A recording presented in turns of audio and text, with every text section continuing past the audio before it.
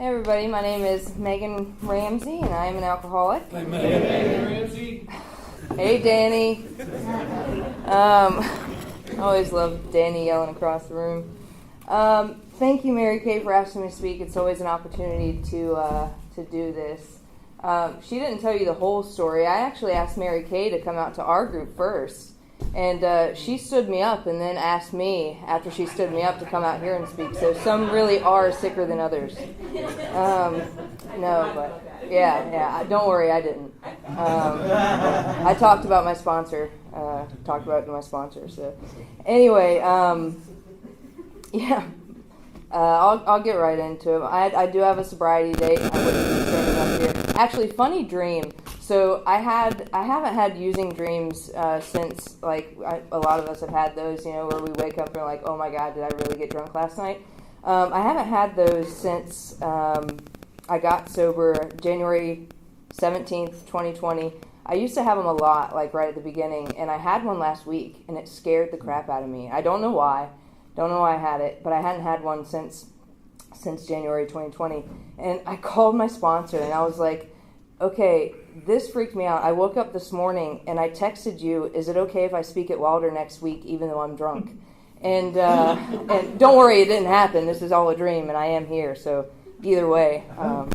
But yeah, I was in a pile of leaves texting her in my front lawn if I could still come speak here if I was drunk. So, anyway, those dreams are fun. My sobriety date is January 17th, 2020. I do have a home group that is Primary Purpose Group in Southern Pines. I love my home group. I'm there probably, I'm there Mondays and Thursdays. I play an active role in that. I do some service work in that. I have my sponsor. I sponsor other girls. Coming into that group has really been a bright spot in my life, and getting that solution has been a bright spot in my life. I didn't know what Alcoholics Anonymous held for me. I didn't know that was the solution I needed at the time. I thought that I was going to come in, get something else from AA, and leave, and I wanted nothing to do with the crazy culty people that were in there, but we'll get to that point. I want to say before I get started, a lot of people have a backstory. They have, some people can come from great homes. They can come from inherently good places. They can come from really bad homes and really bad places, but we all have this thing called alcoholism, right? For me, I had to find out that it was not about where I came from. It was not about what happened to me. All that mattered at the end of the day was I couldn't keep blaming the reasons why it looked like I drank. All these things that happened to me, it just, at the end of the day, mattered that I was an alcoholic. I had a problem that I could not stop, and I needed to find a solution. So just to say all that, I did come from a broken home. I had, was tossed back and forth between mom and dad. I did have a father who was an alcoholic. I had brothers and sisters who were also alcoholics. I had no real example or direction from a very young age of what anything healthy looked like. I used that as a catalyst for a long time into my youth and in my younger years to drink like I drank and drug like I drank. But like I said, at the end of the day, I had to stop. I realized very quickly that I used that as a manipulation, as a self-pity, as a woe is me, this is my life. That didn't fly too long when I came into the rooms. A lot of people pointed that out. So when I was about, I want to say 7 years old, I made my way here to North Carolina. I was originally born in Ohio. I don't have too much of a country accent unless you put some moonshine in me and sit me around a campfire. But for the most part, I have a pretty, I don't know, mellow accent. I don't know what you call it. But I came here when I was about 7 years old, and when I came here, I was a fat, pudgy little kid with a bowl cut. Trying to make friends in second grade. And, I don't know about you guys, but me being a little girl looking like a little boy little hefty boy trying to make friends in second grade did not fly well. And I learned really quickly to make a joke of myself before other people could. It was a defense mechanism. I put that on real quick. And people thought it was funny, and I still carry that today. Hopefully, maybe you guys think I'm funny, I don't know. But it's in a different light. If I could just hurt you before you hurt me, or if I could soften the blow of what that was going to look like, I felt that from a young age. I didn't feel a part of. I always felt, a lot of what I've heard in these rooms said by other people. I just felt like I was an alien. I felt like I, just was totally oblivious to that rule book, that handbook that everyone else got in life. I just didn't get it. And, I would observe other people, I would look at other people, and I just felt, like, what do they have that I don't? And I remember the first time that I associated alcohol with feelings, right? It was actually around this time of the year, I'll tell my age, 23 years ago. I was 10 years old at a Christmas tree lighting in Pinehurst. And I see my mom is there with her best friend, and they're all laughing. Everyone's laughing, and they've got this wine in their hand or their spirits or whatever it is. And I see everybody laughing and having fun and joyful, and I was like, I need whatever is in their hand because I don't feel how they look, And so I bugged my mom's friend. I was like, give me some of that wine, give me some of that wine. I was that little annoying kid just pulling on the side of your shirt. I want what you have. And I got that little sip, right? I turned it back, and then I got it in my mouth, and then I spit it out everywhere because it was disgusting, like that was gross. And I didn't get any effect from that. I was like, that was like, ew, no. And so, life went on, and that's how I just kept feeling for a couple more years. When I was 12 years old was the first time that I felt like I had arrived. It was kind of like this weird thing. I was, my mom had actually, when she had left me with my father when I was in Ohio when I was a kid, she moved here with another guy, and they had split up when I was 12. It was just her and I. She was working all the time. I was starting to go through depression as a young kid, and I also had something happen where I had an ingrown toenail, right? And in the 90s, doctors give like pain prescriptions for everything, like you stub your toe, here's some Percocets, right? And at the time, my mom takes me to the doctor. I have this ingrown toenail removed, and the doctor prescribes me this medication. My mom says, here, take this medication. And I take this medication, and I feel like this is the best medication and best thing that I've ever found in my entire life. And for the first time, I don't feel anything, and that was, I felt like, that was my solution at the time. I actually kept getting ingrown toenails on purpose, and the doctor says, like, don't cut your toenails back. I was like, I'm going to do that.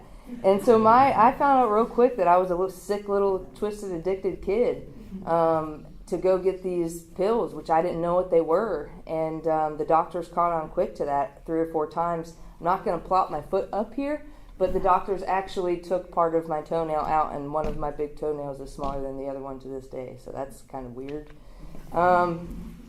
But yeah, that is pretty much what my drinking and drug use looked like for the next 15 years, was complete insanity, where I would go to any lengths for that drug and that drink, where I would harm myself to any lengths just to get it.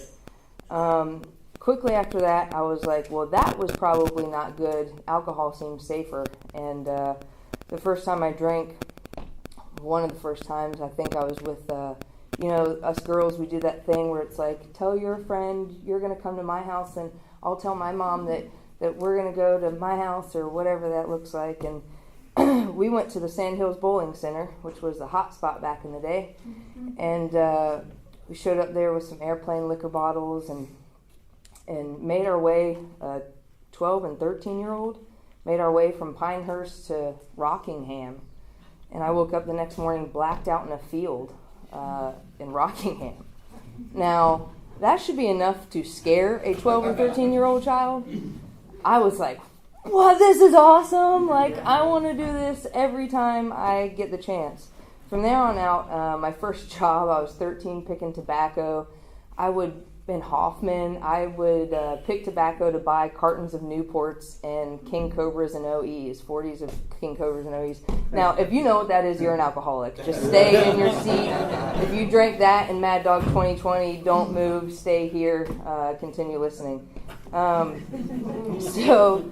yeah, that was that. And anytime I would get a chance, I started to skip school. My mom, she had no clue what to do with me, and she strongly believed in the mental health system. She takes me to a psychiatrist, and from there on out, I was hospitalized inpatient 8 times from the age of 13 to 18, basically in and out. I got most of my high school education from Holly Hill, Dorothea Dix, prime time high school education right there. By the time I was in a group home by the time I was 16 for 2 years, pretty much by my choice because I was tired of going in and out of hospitals. By the time I'm 18, I'm graduating second of my class. There was only 2 of us in my senior class. Second of my class at this small alternative school, and I forgot about this story. So I'm going to cut to and then cut back because it relates. So I was volunteering for detox, actually the detention center here recently. And one of the guys at our home group jokes, and he goes, like, if you got anything impending on your record, like, do not volunteer for the detention center. Like, Moore County Sheriff's Department, they're going to go deep into your past. I was like, I'm good. Like, I've sorted through, there's some pot charges on there and, like, maybe a DUI, but it's been, like, assessed. Like, I'm good. There's no warrants. And I get an email from one of our home group members who is known to be a jokester, and he's like, "You got a warrant out for your arrest in Union County." I was like, "What are you talking about?" Like, "No, I do not. You're funny." And he's like, "No, here's the details." And this was last year. And I was like, "You got it from when you were like 16 years old." And I was like, "What are you talking about?" And I had to think about it for a second. I said, "That's when I was in the group home. What did I do?" I had a pending charge that never got issued to me as a warrant for practicing pharmacy without a license. Here I am going to school currently to be for psychology. And I was like, this is not good. So I had to call the DA, and they're telling me, you need to go turn yourself in, you need to go to court, you need to go check yourself into the... I'm like, I am in AA, I'm trying to turn my life around, I volunteer, I'm a good person. And they're like, no, you're going to jail. And I was like, no, I'm not. So anyway, it ended up getting dismissed, and they're like, we don't know, like, what happened was, what had happened was, I had brought some of my medication to school and traded this kid for some of his medication, and then that kid ended up getting very sick from my medication, and I got charged, and then I never heard about it again until I was in AA, volunteering for the detention center. So if you have anything on your record, please get that cleared up before volunteering for the detention center. I digress. So I go back to, I'm getting out of the group home, and I think that I have a general idea that I do want to do something, but also my thought process is I've been held down by the man for like most of my life, so I should probably like go get a job instead of go to college, right? Because that makes sense. So at 18, instead of having this full ride to art school, I'm enrolled at Butner University by the time that I am 20 years old for smoking crack cocaine. So that was my education. For those of you who don't know, Butner is a detox rehab facility. And that was interesting as well. When I get out of there, I had no plan or resolve to turn things around. I said, well, as long as I'm not doing that hard stuff, I'll be good. As long as I can just control my drinking, as long as I'm not drinking a case of half a day. Like if I just drink a little bit, if I just smoke a little bit, I'll be good. The first day I'm out, I'm already drinking a little bit, smoking a little bit. First couple weeks I'm out, I'm already back to doing, what I'm doing. And the first pivotal, we have those things, I had those things that happened in my life that shook me to like those, what happened, what's going on in my life, I need to change type things. It's good to help me question where I'm at, not necessarily change where I'm at. And that happened to me when I was 21. My brother, who was 38 at the time, was murdered in a home invasion in Ohio. I'm the youngest of 5 siblings, and he was my older brother. It was like the cool older brother, like the one that had kind of cleaned his act up. It was like the inspirational one, the one that I kind of sought to be like, and yeah, it was like a cruel joke of the world, and it made me question, okay, what am I doing with my life? 21 years old, got nothing going for myself. I need to turn this around. And I decided after that wake, which I met my sister who's 22 years older than me, never really known her my whole life, meet her at the wake. She invites me to live with her and her family in Ohio, hop a Greyhound bus from here to Ohio with nothing but a suitcase because that's all I had. And I try to do something different. I think I cleaned up for about 30 days. Didn't smoke pot long enough to get a temp job. As soon as I did, I found my local watering hole. Within that first year, she's kicking me out within a year. I mean, she caught on to my act real quick. That was bad on my part. And I'm like, how dare she kick out her sister? Like, how dare she do this to me? Does she know who I am? And I had gotten DUIs. I had, and did what every good alcoholic does is I got into a relationship with somebody and succubused my way into their life. And, that worked out really well, right? I probably did that a couple more times in Ohio, and then came back with my tail tucked between my legs, with nothing to show for it, and realized it's not, where I go. It's, where you go, there you are. Where I go, there I was. And when I came back here, it was like, that didn't work. And I left here at 21, came back at 24, 25. Wasted all this time, didn't really do much, and came back with a lot of amends I'd eventually have to make, so that was that. And so I don't know, I came back here, did a lot of drinking, did a lot of drugging, slept a lot on my mom's couch, got a couple of jobs, and really just kind of skated by. I got into another relationship. We were kind of a Bonnie and Clyde type deal, and it was just a disaster. That's when I started selling everything that I owned to feed my habit. Alcohol was my king, my master. Everything else that I did would go along to just keep that flowing. But I got really caught up in some bad stuff, and so I just kept going on this wild ride, and I really can't describe to you why I came to the point that I did, because I had this conversation with somebody earlier. Like, for me, I don't have a rock bottom. Like, I know that if I went out and drank today, it's going to get worse. But it got really bad and really dark and dismal for me. Like, I was plenty of times at the brink of death, but I know that I could drink and drug myself into the ground if I go back out. That's what would happen to me if I did. So, I got to a really dark place, and I was with this guy, and I said those magic words, we need to get sober. And, I don't know, ladies, if you've been in a relationship where you tell your man, we need to get sober, and he might say, yeah, that sounds like a really good idea, honey. And you get yourself together, or, and he might have every good intention, you might have every good intention. I don't know.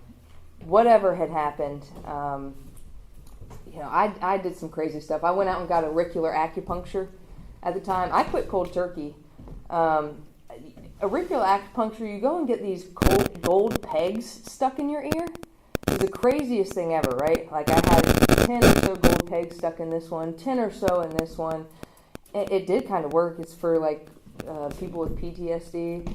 I was crying, nutty, but I also told myself that I'd never quit smoking pot, because I was going to be 80 years old in my rocking chair smoking pot, because it's nature's medicine, man.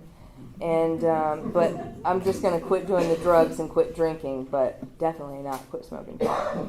So that was about 2016. I was 27, or the end of 2015, going into 2016, and the guy I was with, unfortunately, he just couldn't get it, and I had to walk away from that. Both of us had to walk away from it, and that's what was best. I was the most sober I had been in my entire life, and it was terrifying. I couldn't talk to people. Like, the fear of someone coming up and talking to me alone was terrifying. I didn't know what to think. I was crying all the time. I was just this complete wreck. And I was working this little cleaning job at the time. This lady had hired me for I don't know, $8 an hour or something like that. And I'm cleaning these houses, and anyway, I'm driving to work to this job one morning, and actually I digress a little bit. So one day, chance happening, like I said, I know what it is today, but at the time I didn't know what it was. And my friend, I get a random phone call from a friend, right? And she wants to go have lunch with me. Her name does not matter. She wants to go have lunch with me. And Lauren, whatever. She wants to go have lunch with me. And we go out to this place in town called 195. Go there. It's actually really good. I eat fancy chicken tacos from there. But it was way above my pay grade at the time. I couldn't afford that. She paid. So we go eat lunch, and she wants to tell me, I haven't seen her in years, right? She cleaned up her act. She's going off into the Army, and she wants to have lunch with me and tell me something that she finally found in life. And I was like, this is interesting. I'll buy it. So we go have lunch, and I figured she was going to tell me, some new exercise routine, or some guy that she finally met, or something. I didn't know what it was. I didn't know what to expect. And we're eating lunch, and she's sitting there with me, and she goes, Megan, I finally found out what I've been missing in life. You're never going to believe this. I was like, what? She goes, it's Jesus. And I was like, oh, God. And now, up to this point, I had never had a relationship with God. To me, up until that point, God was a man-made religion to make people feel comfortable about death and bad things that happen to them in their lives, and I wanted no part to do with it. She could take that, and I could eat my chicken tacos. But I loved my friend Lauren, and I said, oh yeah? And well, I respect you, and I love you as a friend, so tell me about your Jesus that you found. And I thought she was just crazy. But something clicked with me that day when I was having lunch with her. And she goes, Megan, it's not about religion. It's not about the stuff that our parents tried to shove down our throats when we were kids. It's not about, it's not about religion. She goes, it's about a relationship. And I don't know why that hit home with me. I don't know what that clicked in my head. I don't know what that clicked, in my heart. But something changed. And I just kept reeling in my head, it's not about religion, it's about a relationship. It's not about religion, it's about a relationship. And I go home from that, still staying with my mother. And I go home to my mom's house. And I'm like, Mom, I had lunch with Lauren, and she told me this stuff, and I said, this, because at this point I kind of give up to, like, there's this something out there that's pulling me away from this life. There's something out there that might be bigger, and I said, maybe that something is God. And she looks at me in my face. She goes, Megan, are you high? And I was like, no, Mom. Like, I think I might believe in God. Is that okay with you? And so at that point, like, it just kind of started getting me reeling, right? And I'm driving to work. This is where I cut in. I'm driving to work, like, the next day. And at this point, I had so much anxiety that I finally did decide to put down that pot. I had that lunch, was like, I'm going to quit smoking pot. Actually, my mom and I went outside with hammers and smashed everything and burned it in a barrel. She was so proud of me, she took pictures on my phone. It's really sad, honestly. Like, I'm 30 years or 27 years old, whatever. I've got, like, a cigarette hanging out of my mouth with a hammer, like, smashing a bunch of paraphernalia and burning things. And my mom's, I'm so proud of you, sweetie. That's not normal. God, like, I'm not... Yay for your 4.0. No, I'm so proud that you're smashing your paraphernalia.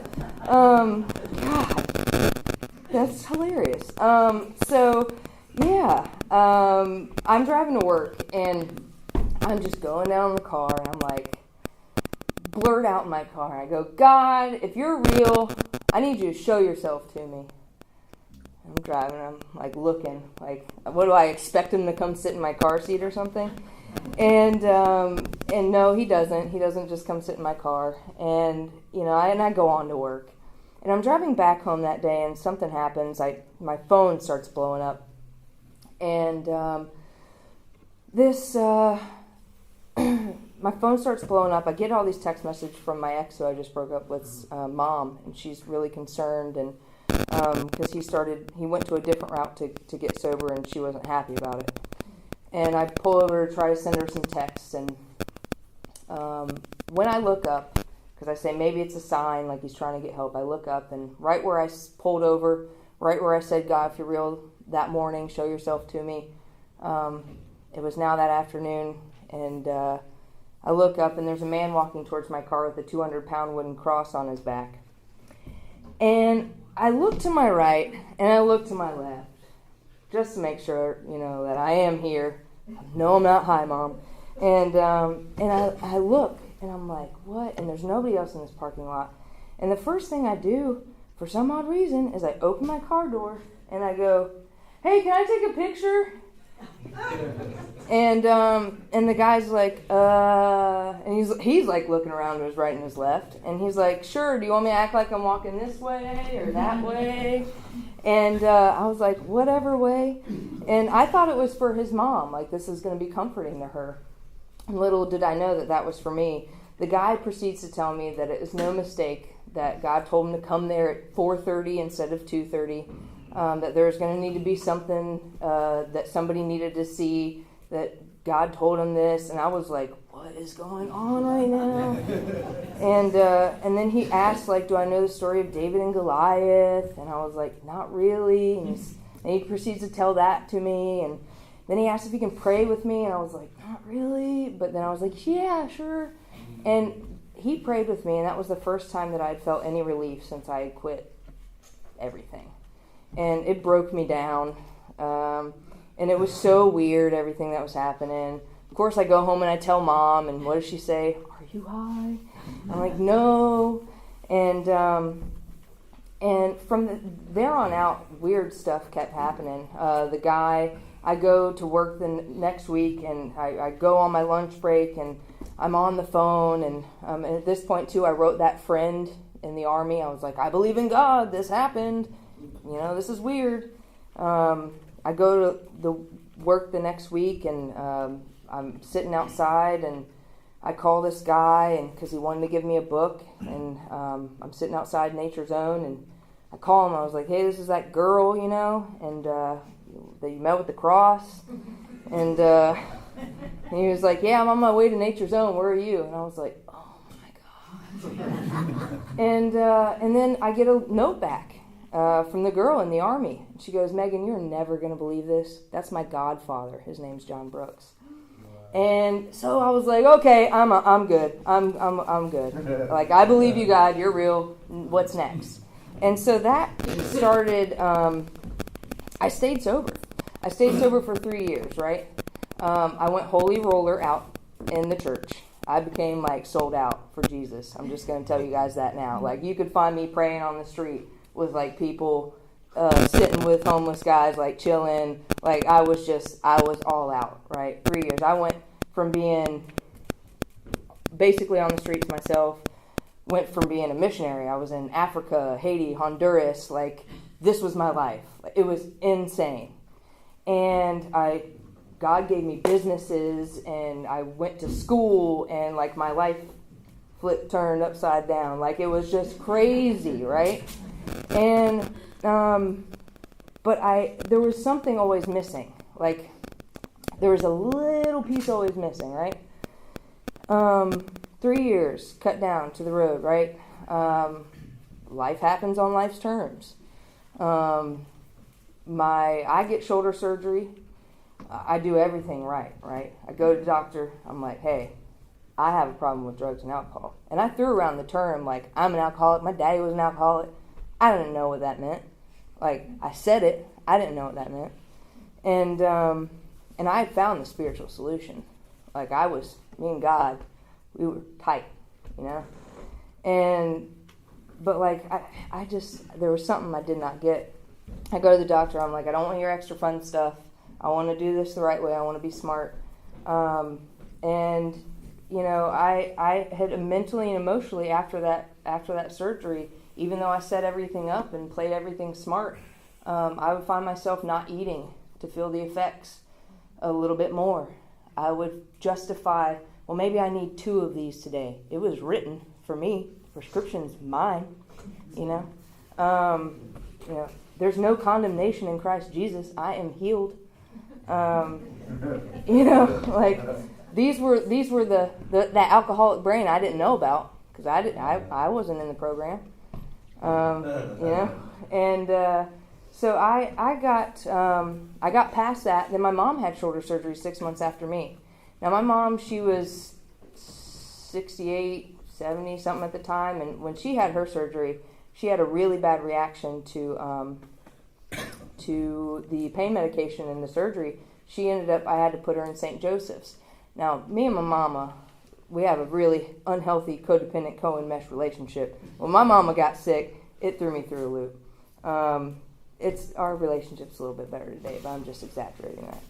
But I slept beside her bedside. It tore me up, and I thought that I lost my mom.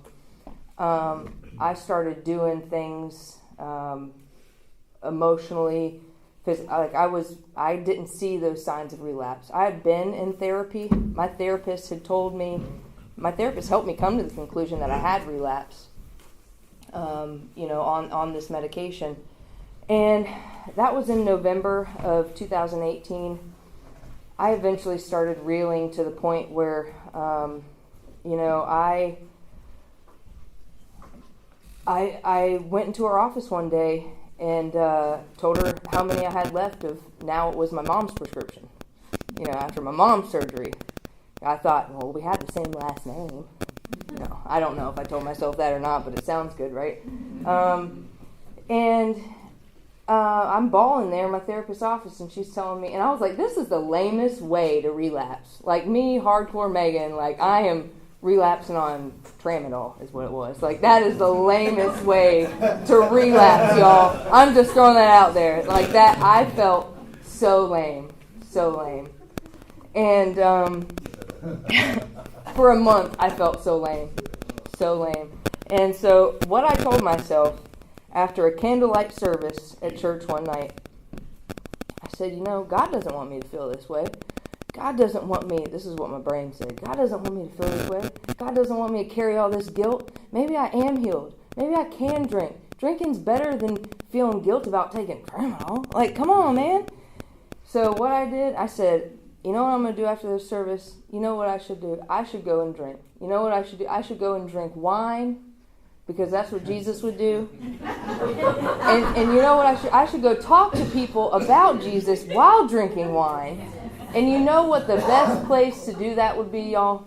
Neville's. Neville's in downtown Southern Pines would be the best place on Christmas Eve night after this candlelight service to go drink some wine, and that's what I did.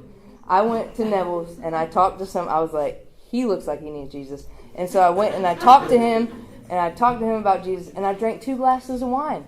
And I went home. And I was like, oh, praise the Lord, I did it. I did it. I didn't black out. I didn't need any more. Like, I did it.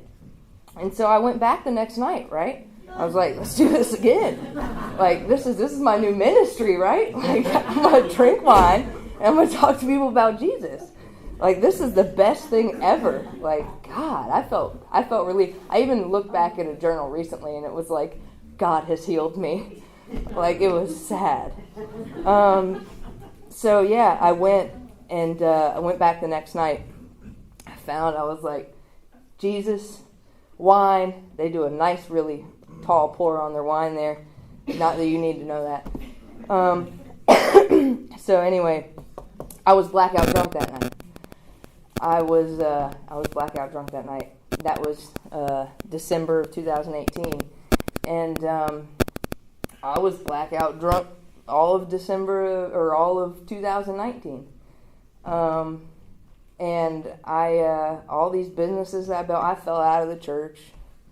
I didn't go back there. I hid it from my family for a little bit, but then I showed up to, I think my mom's birthday was next month on the 31st, and I came with a bottle of wine like everything was okay, like it was normal. And my nephews looked at me like, why is Aunt May drinking again? I was like, it's okay, guys. But so I realized after a while, they'd find me behind the air conditioner units outside of Neville's, that they would, that I was doing all the same things, that I got worse than ever before, that I really had no control. I tried to lie to myself for a good long time, just because I have a business, but I was losing clients. I'm in school, but I don't have a 4.0 anymore. I was doing well financially, but my savings was dwindling quick. And everything just started to go downhill really fast. Relationships were failing. Stopped showing up to family dinners. I couldn't hit God with a 10-foot pole. And I felt darker than I ever had. And so it cut to the end, right? January 17th is my sobriety day of 2020. January 7th, right? It got so bad. It got so bad where I was waking up. I'm a dog sitter, and I was waking up, and there would be pee on the floor, and I wasn't sure if that was the dog's or mine. So that's how bad it was getting. And I was getting pretty embarrassed. January 7th, we're about to go to Puerto Rico, me and my best friend at the time. And I was like, okay, I'm going to go to Puerto Rico. I'm going to bring my Bible. I'm going to bring my books. I'm going to go there. I'm going to get super spiritual. Then I'm going to come back home, and I'm going to be done with drinking. I'm not going to drink in Puerto Rico. I'm not going to do any drugs. I'm going to go to Puerto Rico to get sober. In the big book, it talks about, we go on vacation, we don't go, all that fun stuff. And so 11 o'clock in the morning, we're at the airport, and I'm taking shots of tequila. And by the time I'm off of the plane in Puerto Rico, I am very intoxicated, asking my best friend's brother where I can get some other extracurricular activities. And this is when the earthquakes were happening at the time, and the only thing spiritual I did was sit in the dark making Coronita bottle towers and counting iguanas off in the distance. I did absolutely nothing and made everybody else's time miserable. When I came back, I swore, I am not picking up a drink, right? I'm not doing this. And I think this was the first time in my drinking where, I honestly, I'd been able to be dry before. I've been able to, not, force myself to not. And I couldn't. So I told myself, I'm not going to do it. I'm not going to do it. Day after we get back, I had tore up my best friend's apartment, broke her shower door, threw up all over her house, like smashed my face in the sink. Like it was just, that was the last time that I had drank, January 16th. And the 17th, I decided, I need to go dry out at my mom's house or something. And I didn't make it into the rooms of AA until March. I don't know how I went that long. I was insane, miserable. I reached out to somebody I used to go to church with who actually went to AA one day, and I said, "Look, dude, I don't know what to do." I said, "I can't find God. I feel like I'm about to kill myself, or I'm about to go drink, and then I'm gonna die. So, like, what do you do? I know that you do AA. I know that you got a solid relationship with God. Like, can you bring me to AA?" And my sole purpose to come to AA was to find God, and I was going to leave because I thought all you guys were nuts. And that was pretty much, because any kind of thought I've ever had of AA was like, no. Like, I don't know. That's pretty much the only thought I ever had was like, no. And I was like, it seems like a lot of work. Seems like a lot of work, and I'm a busy lady. So I asked her, I was like, "Can you bring me to a meeting?" And she was like, "Well, we got a conference going on in this hotel tonight, and then there's a meeting in Aberdeen." And I was like, "Well, I gotta go to the conference, right? Because that's how you get sober. Like, you just go all in. So you go to the conference." I paid $50 for her and I both to go there. Sat there for about 2 minutes. I was like, I can't be here. Like, this is too much. And we came here to the Wilder Building. And for the first time in my life, I had felt like that feeling when I was 10 years old of like that I was trying to get off of that sip of wine. I had heard other people that thought like I thought, that felt like I thought, and I was like, man, it's been a long ride to get here. Like, I just wasted about 23 years to get here. But it was this big sigh of relief that I didn't have to die that night, and that I had finally found what I've been looking for, like for the past few years. Where even though on the outside it looked good, on the inside it felt pretty okay. And from there, I just kept coming back, like they say, And I went to my first home group where I go now meeting, and this was right at the beginning of COVID, right? So I also had no work because didn't want anybody want me in their house. School went online. Then I had nowhere to stay, so I decided to work at a farm milking goats. That was interesting. And then our group luckily stayed open. But the first meeting I went into, it was together. The next, the chairs were apart.